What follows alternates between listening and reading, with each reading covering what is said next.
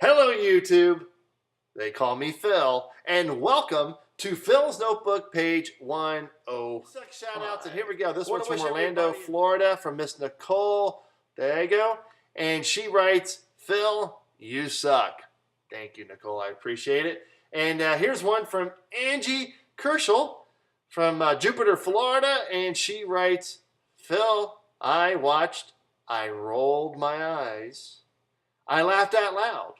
And then I realized you do suck. Thank you, Angie. I appreciate that. Here's one from Diana in Palm Beach Shores, Florida. Diana M, by the way. Says, Phil, I loved your last video. You crack me up, but you suck.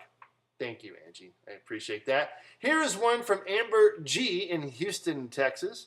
Amber G, Phil, really? Wow. That was special? And you suck. Thank you, Amber. I appreciate that. And you're not the first woman to tell me that, by the way. Anyways, and here's one that he would describe himself as a libtard, because that's how I would describe him. Just joking. Anyways, this is Ernesto Manastar, and he is out from West Palm Beach, Florida. A lot of Florida ones this time. And he says, Phil, you are flippin' crazy. You need help. And you do suck. Thank you, Ernesto. I appreciate that, if that's your real name. Anyways, so if you guys want to send me your You Suck shout-outs, please do so. The email address is right on the bottom of the screen. It is philsnotebook@gmail.com. philsnotebook@gmail.com. Well, as you can tell from the title, this one we're going to be talking about today is the Occupy Wall Street movement. And I touched on it very lightly on the last episode of Phil's Notebook, page 104. And I called them dope smoking rock and roll hippies. And you know what? That's correct.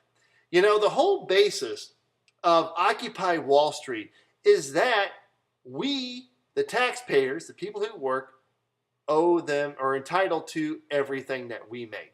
We owe them everything.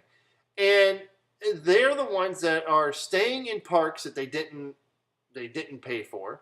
They're the ones staying in,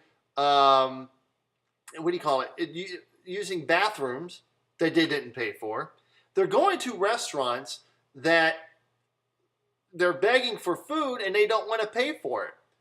And they have this self-righteous attitude, how they're trying to tell us, not just the 1%, us, what to do with our money.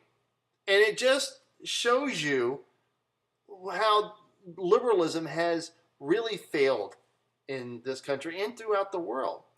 And I see these people protesting, and I think they're protesting the wrong thing, just based on what they say. And I'm going to get to what they say in just a minute.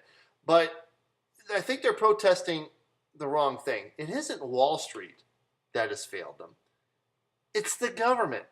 It's also the education system, the colleges that they've gone to.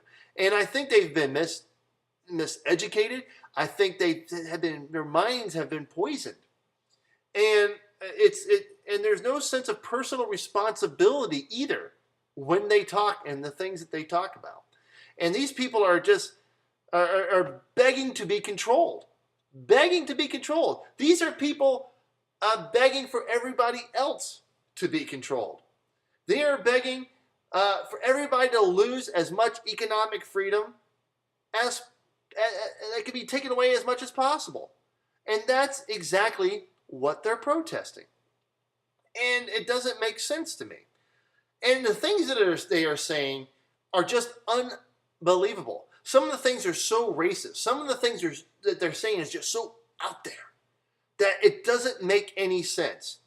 And if you ever watch any of these videos on YouTube or what have you, or on the news, it just kills me. And you never hear anybody from the Tea Party talk like this. I never seen any interview of that. And I wonder what it would be like if I interviewed one of these dope smoking hippies at Occupy Wall Street, and I invited them to my house, and I interviewed them, and it was fairly stupid. We hope to achieve to have our voices heard, man. And I want the businesses to pay for my college tuition, man. I've tried to have some sex out here when I'm out here protesting with some girls, but I don't have a tent, man. I need a job soon, man, so I could, man, just so I could buy some weed, man. Me and my family are struggling, and the only way I take a shower when I'm out here protesting is when I go home to my house in Queens, man. And I have to go home when I have to feed my cat, man. And I do take my phone calls on my iPhone, when my friends call up. We need to abolish money and we should just ration the food out, man. Just ration all the food out. We got plenty of food. We have to slave in order to live, man. We should just do what the communists do, man. Come on, man. Sorry. Fell asleep again. Anyways, it just shows you how crazy some of these things that the people are saying. And you know what? And they're talking about how the money should be taken from that 1% of the rich, or anybody who makes over $250,000, by the way. That's the real thing. And which, believe it or not, is every small business in this country. And they're talking about taking away anything that makes over $250,000 and giving it to the poor. The government should do it, take it away, and take it to the poor. And you know what? Robert Rector of the Heritage Foundation, great school website, great information on there. They had several studies of those classified as poor by the U.S. Census Bureau and found that 80% of poor persons in the United States in 2010 had air conditioning. Nearly 3/4 of them had a car, a truck.